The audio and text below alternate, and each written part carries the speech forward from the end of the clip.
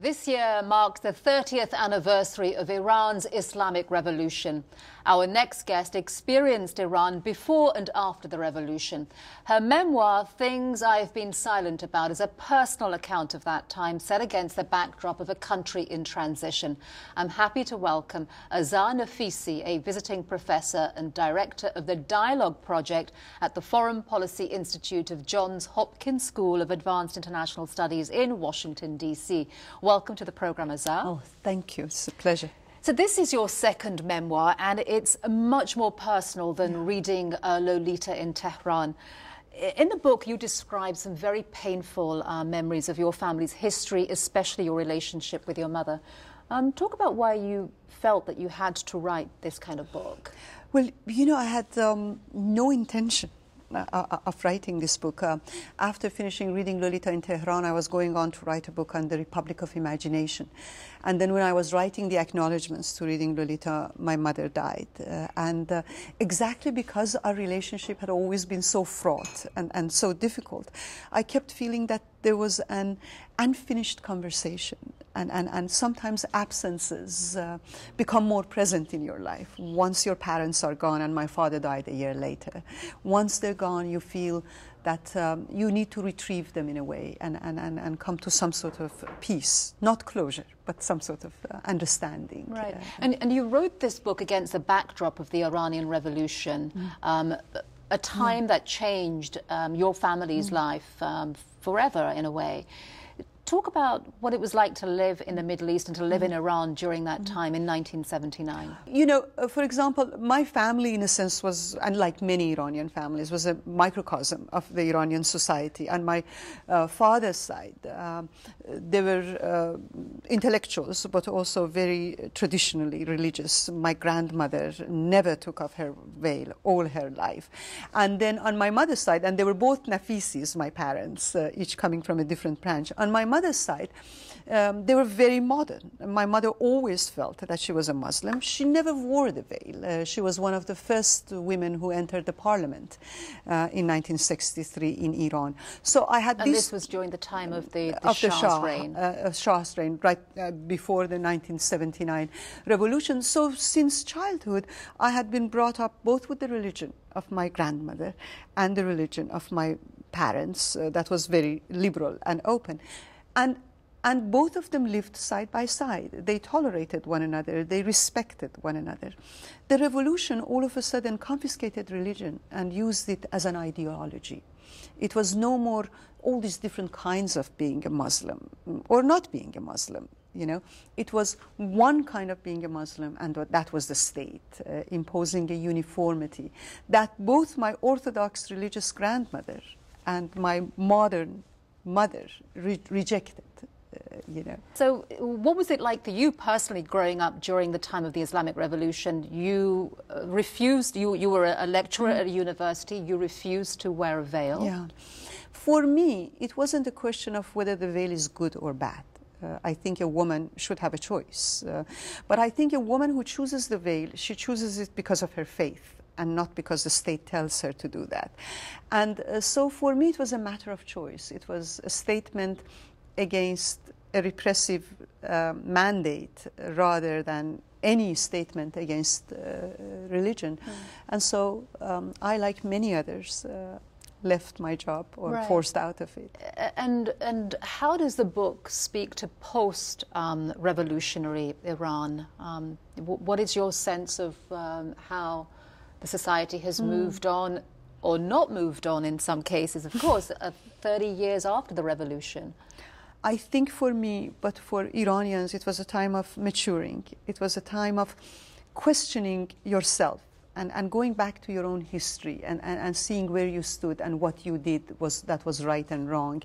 So in a sense, for me, it was a time of also retrieval. Retrieval of something in the past and something in the culture, for which I'm very grateful. And in terms of what was right and wrong, I mean, there is passages in the book where you address the whole area of complicity with Ayatollah Khomeini's rise. I mean, what led you to support him? Well, you know, I did not personally, I did not so much support him that I was so ideologically against what existed in Iran. And I was not looking at it through reform and through understanding the society and changing from within. I was thinking of some sort of an overthrow and cutting all relationships with the past without knowing what the future will bring, you know. So we were complicit with we were Marxists at the time of my youth. And Ayatollah Khomeini was an utterly orthodox religious man. But we were complicit with him in that both of us were ideological. Both of us did not leave room for understanding. And the methods we chose to protest led to a system that in itself became ideological and repressive. And I think I needed to question myself before I could question the Islamic regime. It's interesting that you wrote this book because, I mean, just because of the personal nature of it, and you kind of get an understanding that, you know, this whole idea of talking about the private in public in Iranian culture is very taboo. Yeah. As your mother would say, we don't air our dirty laundry in public. I mean, coming again back to the theme of your mother. Yeah. I mean, why did you feel that it was important to point that out? Why did you want your readers to know that? Well, one aspect of it was that, as you know, a writer has not much choice.